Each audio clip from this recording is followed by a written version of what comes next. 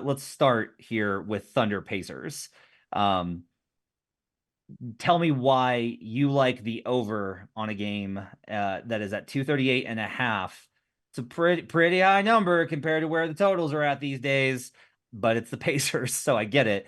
Give me your cap for why you like the over in OKC, Indiana. It was a simple top-down handicap, which is just understanding where all the market numbers sit, understanding where the opening number was, what direction the market's moving, and grabbing anything that is an outlier. So I saw this game opened at 235.5. There was a 236 remaining, and the entire board was moving to 237.5 or 238.5. So simply just knowing that there was a discrepancy here and saying this number at 236 is eventually going to catch up, because at 235.5, they all moved to the 238. So I picked it off as a top-down handicapping discrepancy. I agree with everything that you've said about unders. I've actually not really liked the Indiana Pacers. Talk about lost identity with the Suns. I actually think the loss of Bruce Brown, kind of bringing in and trying to force the Pascal Siakam stuff, they don't have the same identity that they did early in the season when they were just blitzing teams and scoring 150 on any given night. So I will be playing this back at some point. I just know that there was clear closing line value to be gained. I would still wait on it. If you're seeing a 238.5, you could take the under if you're on Matt's side. But if you're seeing a 237.5, considering there's so many 238 and 238.5 showing up, just wait and see how far this goes. See if it gets to 239. See if it gets to 240, and then take the under. I will be joining Matt on the under eventually, but I'm going to ride this steam while I can. I just wanted to say one thing, if I can. Shoot.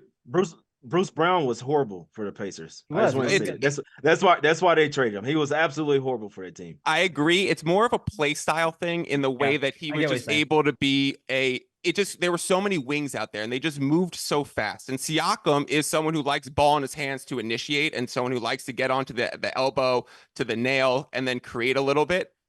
It just creates a little disruption with what the Pacers are doing. I even think it's not crazy to ask if Siakam's going to stay, but that might be the conversation for another time. See, I will disagree with you there, because I think one of the things that you got to kind of frame this as is like, you're right that they don't have the same identity they had early in the season because they're trying to find a new one. Yep. And we've seen pieces of it. Like they had a tough loss to the Wolves the other night because Ant did Ant things. They played great in that game, including like a phenomenal possession late in the game where they spaced out Gobert to the corner and Hallie and Siakam ran pick and roll and Halliburton him with a pocket pass, and there was nobody for Minnesota to defend the rim. Like that stuff is going to execute a lot better in the playoffs. Let's get back to the cap, because here's something to kind of keep in mind. You're right in terms of like the team quality, but when we're doing the total play here, I think one of the things that's really important to kind of key in on is how have they evolved?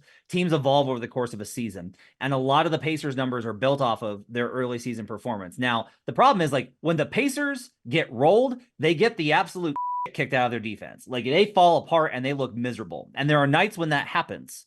However, since January 1st, which includes a large stretch of games where that's like where they started to really turn the corner, is after the in-season tournament, they had a stretch where they were losing, much like the Lakers. And Carlisle was like, we're not going to go anywhere unless we stop a little bit. I get the offense is great. We got to stop guys a little bit.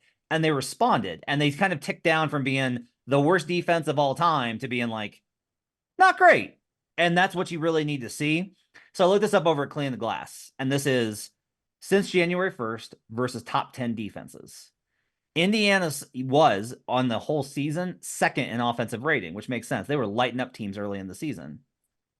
They slid to 9th, but their defense also improved to 20th, which is enough for us to be in range here for, oh, okay. So, like, they might provide a little bit of resistance for OKC, and their offense isn't quite as good. I have this projected under. This is a projection play for me. I have this now. I have OKC consistently projected under at home, in large part because of all of their kind of issues. I have this projected under, like OKC is really great, but I've missed on them except recently. Last three Thunder home games have gone under.